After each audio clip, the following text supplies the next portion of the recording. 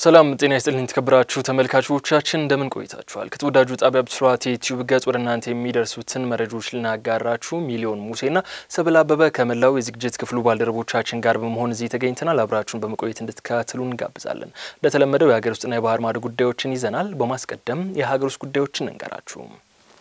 በኢትዮጵያ በየአመቱ 1000 እናቶች ደህንነቱ ባልተጠበቀ መልኩ ጽንስ ሲያቋርጡ ህይወታቸውን ያጣሉ ተባለ በኢትዮጵያ ለእናቶች ሞት ምክንያት የሆነውን የጽንስ ማቋረጥ አሁን ላይ መቀነስ ተችሏል ቢባልም በአመት 1000 እናቶች ደህንነቱ ባልተጠበቀ መልኩ ጽንስ በማቋረጥ ምክንያት ህይወታቸውን እንደሚያጡ ተገልጿል በፕላን ኢንተርናሽናል ኢትዮጵያ የኮሙኒኬሽን ኃላፊ ዶክተር ምስክር ገበየው ለብስራት ራዲዮ እንደተናገሩት ደህንነቱ ያልተጠበቀ የጽንስ ማቋረጥ ምጣኔ መንግስት የልማት ድርጅቶች የግል የጤና ተቋማት እንዲሁም ማህበረሰቡ በቅንጅት በሰራው ስራ የእናቶችን ሞት መቀነስ ተችሏል እንደ ኢሮፒያን አቆጣጠር በ2008 ላይ ደህንነቱ ባልተጠበቀ መልኩ ይደረግ የነበረ ጽንስ ማቋረጥ ቀድሞ ከነበረው 73% በ2014 ላይ ወደ 47% ዝቅ ማድረግ መቻሉንም አክለዋል በኢትዮጵያ በየአመቱ ከ300 እስከ 400 ሺህ የሚደርሱ ሴቶች ደህንነቱ ያልተጠበቀ የጽንስ ማቋረጥ ያካሂዳሉ ያሉት ዶክተር ምስክር በአመት ከ900 እስከ 1000 የሚደርሱ እናቶች በዚህ መንገድ ጽንስ በማቋረጥ ምክንያት ህይወታቸው ያጣሉም ብለዋል እንደዚሁ ከ100 ሺህ በላይ እናቶች ከዚህ ጋር በተያያዘ በሚያጋጥሙ ችግሮች የህክምና እርዳታ ፈልገው ወደ ጤና ተቋም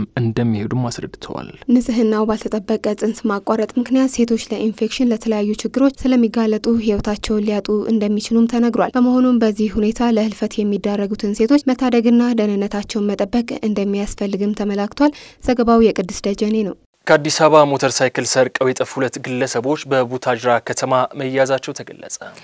በሞተር ሳይክል ስርቆት ተጠርጥረው የተያዙ 2 ሰዎች ለአዲስ አበባ ከተማ ፖሊስ ተላልፈው መሰጠታቸውን የቡታጅራ ከተማ ፖሊስ አስታውቋል በማዕከላዊ ኢትዮጵያ ክልል የቡታጅራ ከተማ አስተዳደር ፖሊስ የተሰረቀ ሞተር ብስክሌት ይዘው ሲንቀሳቀሱ በቁጥጥር ስር ያዋላቸውን 2 ተጠርጣሪዎች ለአዲስ አበባ ከተማ ፖሊስ ተላልፈው መስጠታቸው ገልጸዋል በአንድ ሞተር ብስክሌት ላይ ከኋላና ከፊት ተቀምጠው በቶሮን በከፍተኛ ፍጥነት እያሽከረከሩ ሲንቀሳቀሱ ፖሊስ ተጠራጥሮ ሊያስቆማቸው ሲሞክር ጥሰው በማለፍ ለማምለጥ ሙከራ ቢያደርጉም ፖሊስ ባደረገው ክትትል በቁጥጥር ስር ውለዋል በዚህም ፖሊስ ባደረገው ማጣራት ሞተሩ ከአዲስ አበባ ከተማ የተሰረቀ መሆኑን በማረጋገጡ ተጠርጣሪዎቹ ከሰረቁት ንብረት ጋር ለአዲስ አበባ ከተማ ፖሊስ ተላልፈው መሰጠታቸውን የማዕከላዊ ኢትዮጵያ ክልል ፖሊስ የሚዲያ ክፍል ኃላፊ ምክትል ኮማንደር ታጁ ነጋሽ ለብስራት ራዲዮ ተናግረዋል ተጠርጣሪዎች ከአዲስ አበባ ከተማ ተነስተው ቡታጅራ ከተማ እንደደረሱ ሰኔ 20 ቀን 2017 ዓ.ም ከረፋዱ 5 ሰዓት ፖሊስ በፓትሮል ተከታትሎ ጥይት ተኩሶ አስገድዶ በማስቆም በቁጥጥር ስር አውሏቸዋል ሞተሩን ከአዲስ አበባ ከአንድ ግለሰብ ቤት የሰረቁት መሆኑንም ለፖሊስ በሰጡት ቃል ተረጋግጧል ስትል ሳምሮይት ሲዩም ዘግባለች ተወዳጁን ብስራት ዩቲዩብ ገጽ በመከታተል ላይ ትገኛላችሁ ቀደም ሲል የሀገር ውስጥ ጉዳዮችን ነገርናችሁ በማስከተል ደግሞ ከባህር ማዶ ምንጮች የተገኙ አሁናዊ ጉዳዮችን ነግራችኋለን 2 የቻይና ዜጎች በአሜሪካ ጦር ውስጥ ሰላዮችን ለመመልመል ሞክረዋል በሚል ተከሰሱ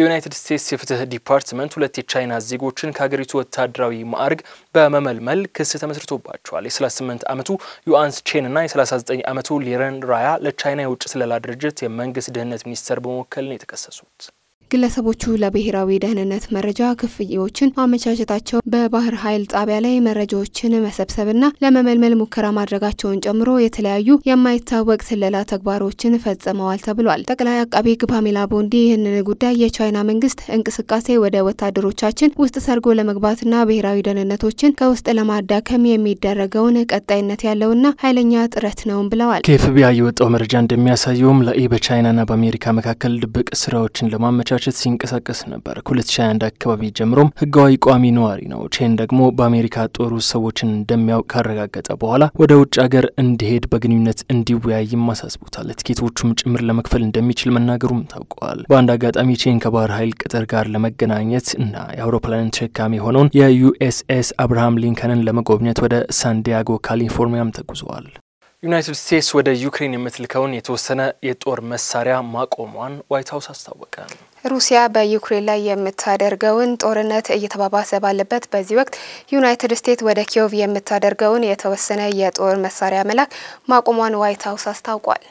የዋይት ሃውስ ቃል አቀባይ አና ኬሊ እንዳስታወቁት ውሳኔው የተወሰደው የአሜሪካን ጥቅም ለማስቀደም ነው በማለት የመከላከያ ዲፓርትመንት የአሜሪካን ወታደራዊና ሌሎች ሀገራት ድጋፍ ግምገማ ተከትለው እንደሆነም አክለዋል ሩሲያ በየካቲት ወር 2022 ዓመት በዩክሬን ላይ ሙሉ ወረራዎችን ከጀመረች በኋላ አሜሪካ በ10 ሚሊዮን ዶላር የሚቆጠር ወታደራዊ እርዳታ ልካለች የትራምፕ አስተዳደር አንዳንድ የአሜሪካ ክምችቶች በጣም ዝቅተኛ ነው የሚል ስጋትም አድሮባቸዋል የዩክሬን መንግስት በአሜሪካ ውሳኔ ላይ የሰጠው አስተያየትም የለም የዩናይትድ ስቴትስ ባለስልጣኖች የትኞቹ ድጋፎች እንደቆሙም ከመናገር ተቆጥበዋል። የሮይተርስ የዜና ወኪል እንደዘገበው የአየር መከላከያ ሚሳኤሎችና ጥይቶች አሜሪካ ለዩክሬን ከምታቀርባቸው መሳሪያዎች መካከል እንደሚገኙበትም ታውቋል። ባለስልጣናቱ ለአሜሪካ ሚዲያ እንደተናገሩት ለአፍታ ድጋፍ የተከለከሉ የፓትሪዮት የአየር መከላከያ ሚሳኤሎች የጦር መሳሪያዎችንና ሌሎችንም ዩክሬን የምትጠቀምባቸው የሚሳኤል ስርዓቶችንም ያካትታል ብለዋል። አሜሪካ ይህንን ውሳኔ ብታሳልፍም ባለፈው ሳምንት መጨረሻ ላይ ሩሲያ ሙሉ ወረራ ከጀመረችበት ጊዜ አንስቶ ከ500 በላይ ሰው አልባ አውሮፕላኖችና ባሊስቲክና ክሩዝ ሚሳኤሎች በመጠቀም ትልቁን የአየር ላይ ጥቃት ብትፈጽምብኝም ተቋቁም ያለው ስትል ዩክሬን አስቸጋሪ ጊዜ ላይ መሆኗን ገልጻ በተናገረችበት ወቅት ነው። የፔንታጎን እርምጃ ዩናይትድ ስቴትስ ወታደራዊ ክምችት በጣም ያሽቆለቆለ ነው በሚል ስጋት ላይ የተመሰረተ ነው ሲሉም የአሜሪካ ባለስልጣን ለሲቢኤስ ኒውስ ተናግረዋል። ምንም እንኳ ባለስልጣኑ ይህንን ቢሉም አና ኬሊ ግን ዩናይትድ ስቴትስ ጦር ኃይሎች ጥንካሬ ምንም ጥያቄ የለውም፣ ይህንን ለማወቅ ደግሞ